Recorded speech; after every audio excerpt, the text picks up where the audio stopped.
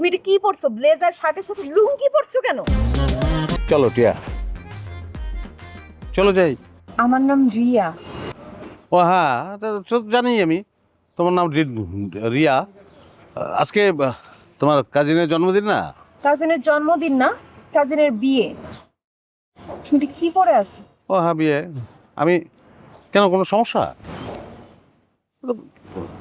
Blazer, shirt, sunglass, হ্যাঁ, smart guy, লোকজন তাই বললো, সবাই আমার দিকে তাকাইতেছিল। তুমি এটা কি পরছো? ব্লেজার শার্টের সাথে লুঙ্গি পরছো কেন?